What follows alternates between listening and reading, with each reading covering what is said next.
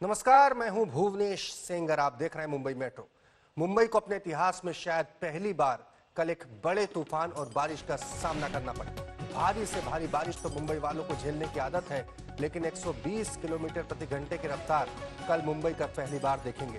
कल मुंबई, पालघर, अलीबाग और ठाणे में इस बड़े तूफान का बड़ा असर दिखेगा। इस तूफान को देखते हुए इंडिगो ने 3 फ्लाइट्स को छोड़कर कल मुंबई से अपनी आने वाली 17 फ्लाइट्स कैंसिल कर दी हैं। ये असर है निसर्ग तूफान का। हालांकि इसमें भी बदलाव की संभावना है।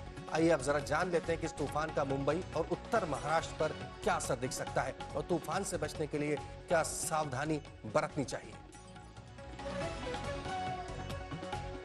तो निचले इलाकों में पानी भर सकता है, तो जाहिर तौर पर निचले इलाकों को खाली किया गया। कच्चे मकान, झुग्गी झोपड़ी, मेटल शीट वाली छतों को नुकसान पहुंच सकता है। ये नुकसान भारी हो सकता है क्योंकि हवा की रफ्तार बहुत तेज होगी। 120 किलोमीटर प्रति घंटे की रफ्तार बिजली के खंभों को गिरा सकती है।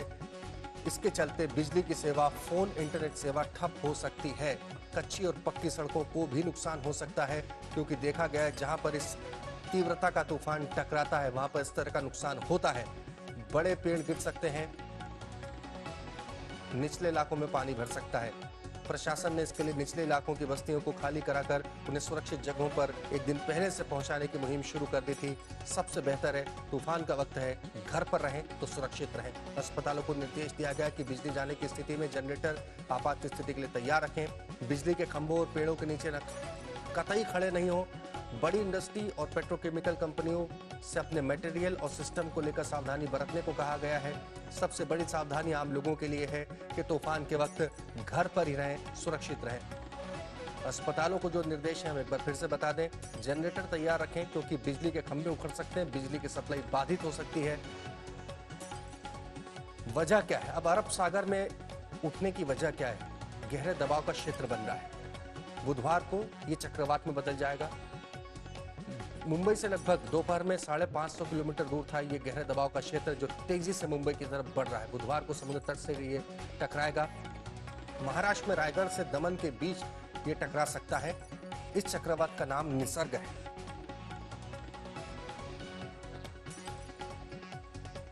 एक 129 साल के बाद मुंबई के समुद्र में चक्रवर्ती तूफान।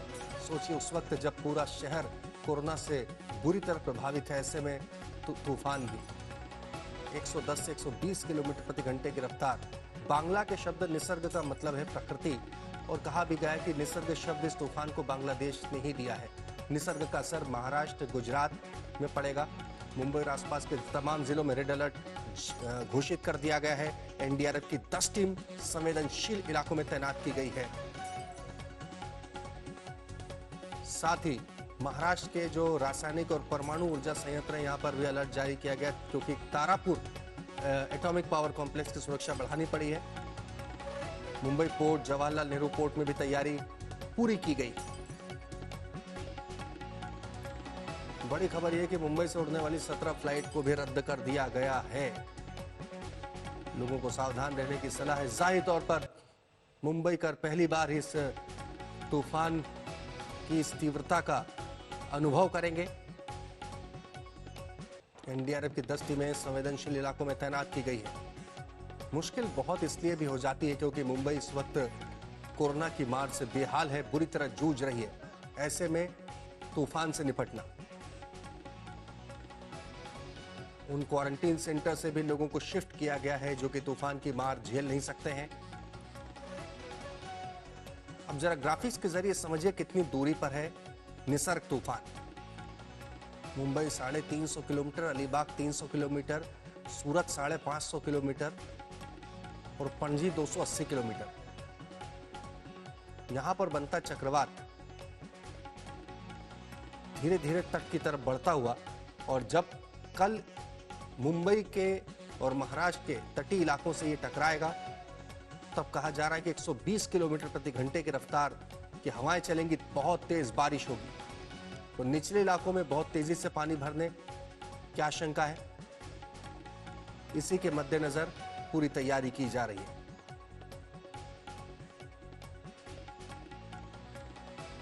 महाराष्ट्र के मुख्यमंत्री उद्धव ठाकरे ने लोगों से अपील की है कि वो 2 दिनों तक घर में रहें। तीनों सेना को अलर्ट पर रहने के लिए भी कहा गया है। सेना की मदद की आवश्यकता पड़ सकती है। एनडीआरएफ की 10 टीमें तो तैनात है ही।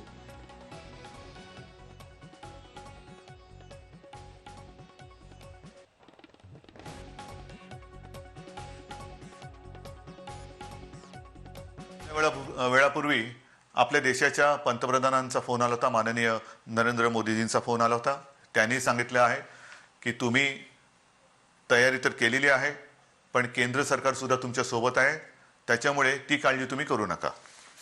आता महत्त्वाचा मुद्दा म्हणजे हे जे काही वादळ येणार आहे किंवा धडकणार आहे, या वादळाचा एकूण प्रभाव बघितल्यानंतर 3 तारखेपासून आपण सुरुवात करणार होतो पुनश्च हरिओम। मी पुन्हा एकदा आपल्याला विनंती करतोय की विशेषतः हा जो काही आपला किनारपट्टा आहे तिथे उद्या आणि परवा 2 दिवस हे महत्त्वाचे आहेत। दोन्ही दिवस आपण घरामध्येच राहणं हे हिताचं आहे। निसर्ग तूफान का लैंडफॉल रायगढ़ के अलीबाग में होने की आशंका है। 3 जून को कोंकण यानी मुंबई, पालघर, ठाणे और रायगढ़ जिले और उत्तर मध्य महाराष्ट्र में भारी से बहुत भारी बारिश की आशंका है। 3 जून को मुंबई, रायगढ़, पालघर और ठाणे में तूफानी हवाओं की स्पीड 120 किलोमीटर प्रति घंटे की रफ्तार पहुंच सकती है। 3 जून को इस तूफान की वजह से अगर समुद्र में लहरें 1 से 2 मीटर की हुई तो मुंबई, ठाणे, पालघर और रायगढ़ के निचले इलाकों में पानी भर सकता है।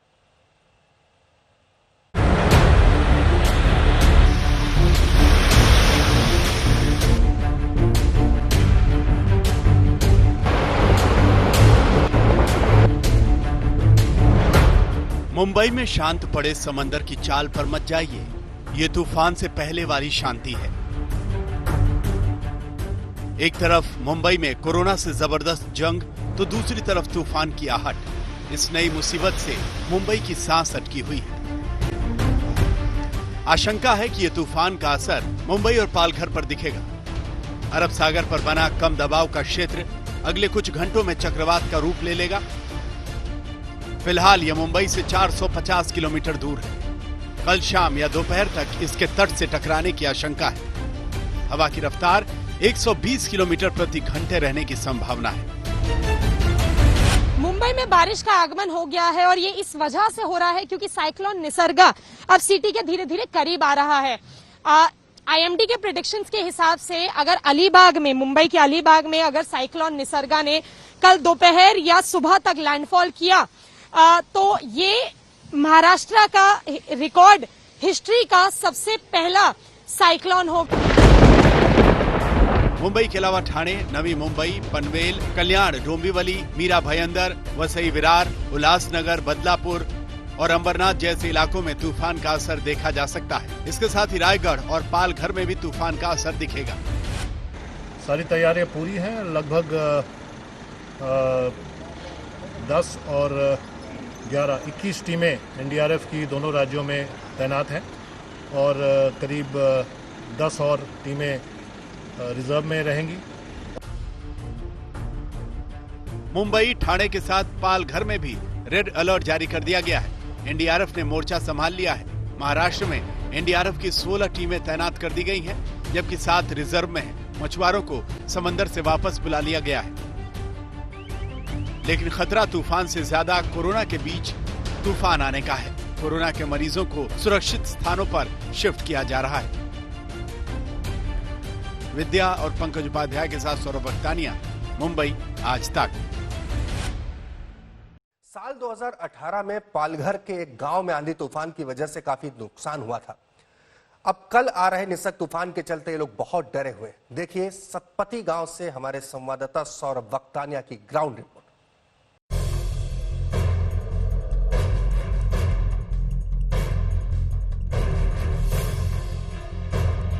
शहर के मुकाबले गांव में रहने वाले लोग निसर्ग तूफान को लेकर ज्यादा डरे हुए हैं। 35,000 की आबादी वाले पालघर के सतपति गांव के लोगों ने आंधी तूफान से बचाव के लिए अपने घरों की छत पर पत्थर और बालू से भरे बोरे रखे हैं। हम लोग डर गए, सब जन अपनी अपनी जान की सबको फिक्र हो रही है, किधर जाए।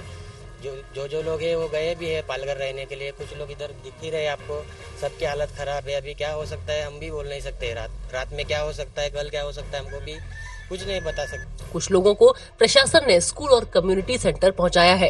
इधर बहुत डर का माहौल है और हम सुबह से इधर पत्थर डाल रहे हैं कोई वो नहीं डाल रहे और हमारा पूरा ऐसा घर का सामान है वो किधर रखने का। ग्रामीणों ने अपनी नाव को तूफान से बचाने के लिए बहुत मजबूती से बांधने की कोशिश की है। अभी बोट तो हम लोग तो रस्सी से बांध के रखा है पूरा और नांगर भी डाला है पूरा और 2, 4, 10 पागे वो रस्सी से बांध के रखा है।